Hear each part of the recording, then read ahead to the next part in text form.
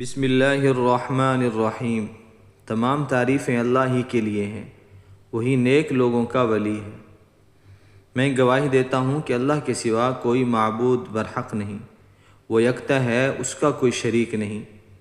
اور میں یہ بھی گواہی دیتا ہوں کہ ہمارے پیارے نبی حضرت محمد صلی اللہ علیہ وسلم اللہ کے بندے اور اس کے رسول ہیں۔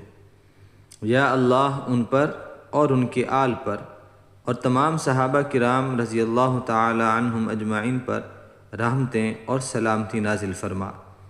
السلام علیکم میرے وظائف آفیشل کے دوستو، بھائی اور بہنوں، میں دعا گو ہوں اللہ پاک آپ سب کی پریشانیوں کو، مشکلات کو اور بیماریوں کو دور فرمائے، آمین۔ پیارے بھائیوں اور پیاری بہنوں، میری دعا ہے اللہ تعالی ہم سب کو ہر بیماری سے، چھوٹی ہو یا بڑی، سب کی حفاظت فرمائے، آمین۔ آج کی اس ویڈیو میں آپ کو ایک ایسی بیماری سے حفاظت اور شفا کا وظیفہ بتانے کے لیے حاضر ہوا ہوں جس بیماری کو ہم میں سے کوئی بھی اس کا نام سن لیتا ہے تو فوراً یہ دعا کرتے ہیں کہ اے اللہ ہمیں اس طرح کی بیماری سے محفوظ فرما۔ پیارے دوستو، کینسر جیسی بیماری جس کو کہا جاتا ہے کہ یہ لا علاج بیماری ہے، بالکل غلط بات ہے۔ دنیا میں کوئی بیماری ایسی نہیں جس کا اللہ تعالیٰ نے علاج نہ رکھا ہو، لیکن پیارے بھائیوں، ہماری قرآنی اعمال کی طرف توجہ نہیں جاتی۔ آج میں آپ کو کینسر جیسی مہلک بیماری کا روحانی علاج بتاؤں گا۔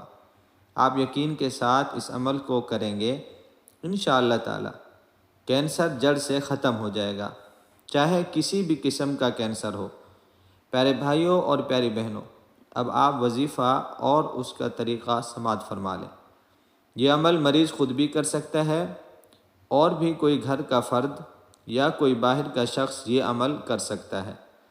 آپ نے دن یا رات میں کسی بھی وقت اول آخر درود پاک، درود ابراہیمی پڑھ لینا ہے، اور پھر آپ نے سورۃ مریم کو ایک بار مکمل پڑھ کر پانی میں دم کرنا ہے اور مریض کو پابندی سے پلاتے رہنا ہے۔ انشاءاللہ تعالی کچھ ہی دنوں میں مریض صحت یاب ہو جائے گا۔